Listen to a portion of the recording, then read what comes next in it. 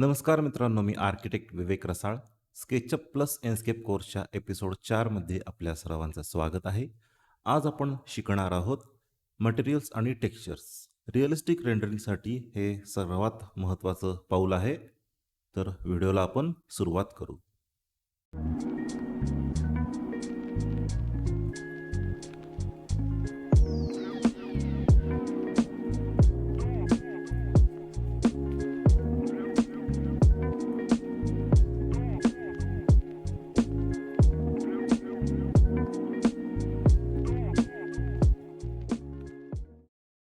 आपण SketchUp open केलं आहे.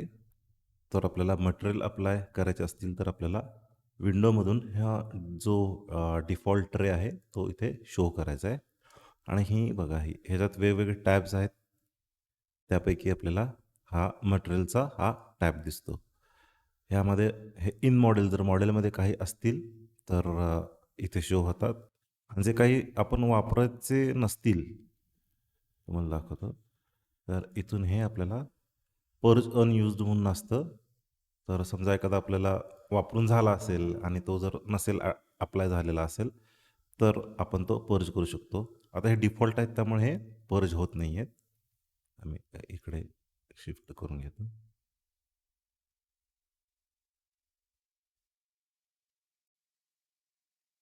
किंवा आपल्याला लेफ्टला सुद्धा घेता येतो इकडे. हे असं मूव्ह पण करता येतं आपल्याला. आता हे मटेरियल्स तुम्हाला दाखवून घेतो. हे 3D प्रिंटिंगचे आहेत. पुन्हा हे ॲस्फाल्ट आणि काँक्रीट आहे. ॲस्फाल्ट म्हणजे रोडसाठी वगैरे वापरतो. हे SketchUpचे बेसिक मटेरियल्स आहेत. पुन्हा हे ब्रिक्सचे आहेत. त्यानंतर हे कार्पेट आहे, फॅब्रिक्स, हे कलर्स आहेत. हे सुद्धा कलर्सच आहेत, दुसरा टॅब आहे तो. हे ग्लास आणि मिरर्स आहेत. हे लँडस्केपिंगचे आहेत, म्हणजे पेविंग ब्लॉक्स, ग्रास. हे मेटल लुक देण्यासाठी आहे. इथे काही पॅटर्न्स आहेत, ब्लॅक अँड व्हाईटमध्ये करता येतं. हे पुन्हा रूफिंग आहे. रूफिंग झाल्यावर हे स्टोन्सचे आहेत. स्टोन्सचे झाल्यावर हे सिंथेटिक सर्फेसेस आहेत. पुन्हा हे टाईल्स, ह्याच्यात पण बऱ्यापैकी आहेत मटेरियल्स. हे आहे ते वॉटर, म्हणजे पाण्याचं ज्यावेळेला टेक्स्चर आपल्याला दाखवायचं असतं त्यावेळेला याचा वापर करतो. हे विंडोचे कवरिंग, म्हणजे जे पडदे वगैरे म्हणतो ना आपण, लाकडी वगैरे बांबूचे, ते पण आहेत. आणि हे शेवटी वूडचे आहेत. तर आता हे अप्लाय कसं करायचं, एकदम सिंपल आहे. आपला पहिला पॉईंट आहे हा मटेरियलचा आहे. समजा आपला एक आरनं आपण रेक्टँगल दाबला आणि एक क्यूब तयार केला. काय नाही, इथून सरळ इकडे घ्यायचं आहे, इकडं लावला. समजा हे इकडं वूडचं लावलं. समजा इथे एक काहीतरी टॉपला आपण मेटलचं लावलं. पुन्हा एक ब्रिक लॅडिंगचं एक लावून दाखवतो तुम्हाला. हे ब्रिक लॅडिंग आहे, हे क्लॅडिंग आहे, जे शेरापट्टीसारखं दिसतं. हे स्टोन क्लॅडिंग आहे. असे वेगवेगळे तुम्हाला मटेरियल्स तुम्ही अप्लाय करू शकता. आता ह्याच्यात एडिट पण करू शकतो आपण. तर ज्यावेळेला आपण होममध्ये जाऊन ना, तर आपला हा बघा, हा आता हा स्टोनचा आहे हा. आता आपल्याला समजा वूडचं करायचं आहे. हा आपल्याला एडिट करायचा आहे. तर आपल्याला हा बघा, इथून हे एडिटमध्ये जायचं. आता हे सिलेक्टमध्ये आहे आणि इथे एक एडिटचा टॅब आहे. आता आपण सिलेक्ट या टॅबमध्ये आहे. इथे एडिट करून आपल्याला इथून कलर्स हे जे डार्क किंवा फेंट करता येतात, किंवा ह्याचं समजा तुम्हाला काही कलर्सच चेंज करायचे असतील तर ते सुद्धा करू शकतो. इथं पुन्हा रिसेट करू शकतो. आणि इथून आपल्याला आता हे 10 फूट आहे, थोडं बारीक करायचं आहे, 5 फूट करू शकतो. याचं एक 12 इंच केलं तर हे असं दिसतं. हे आपल्याला असं हे एडिट करता येतं. आता समजा तुम्हाला हे नकोच असेल, तुम्हाला जर तुमच्याकडं काही मटेरियल लायब्ररी असेल, ती जर अप्लाय करायची असेल, तर सरळ इथे ब्राउज करायचं. आणि माझ्याकडे एक मटेरियल लायब्ररी आहे. तर समजा तुम्ही वूडमध्ये गेलो, हे वूडचे टेक्स्चर आहेत. समजा ह्या टेक्स्चरमध्ये गेलो, ओपन केलो, बघा हे मटेरियल इथे सिलेक्ट झालं. पुन्हा इथे आपण एडिट करू शकतो. आता हे जे आहे ना, लॉक किंवा अनलॉक ॲस्पेक्ट रेशो आहे.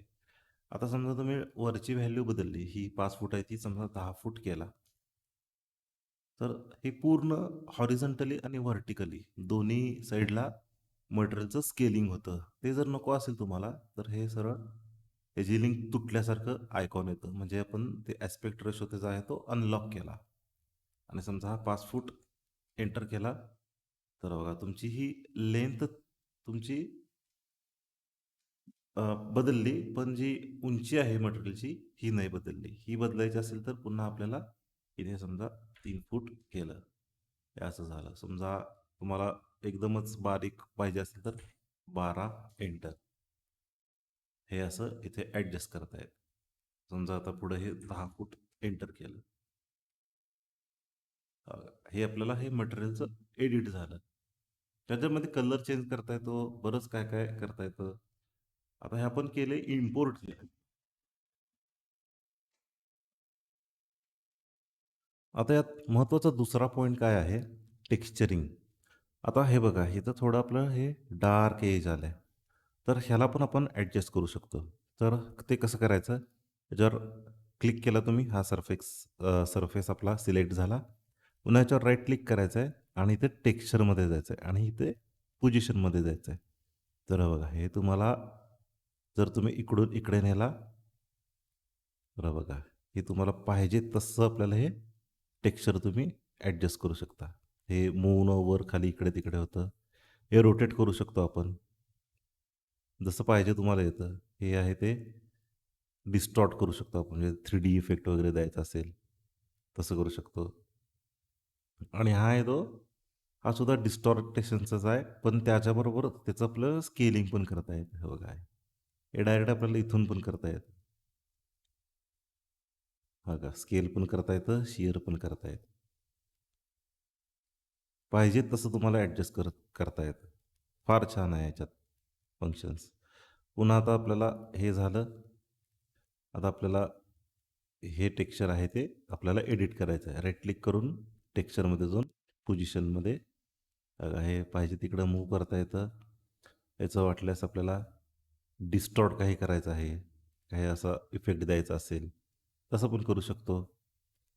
किंवा आपल्याला हे याचं स्केलिंग परत बदलायचं आहे किंवा काही रोटेशन करायचं आहे.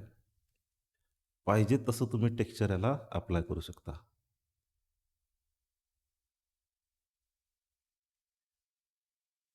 बघा.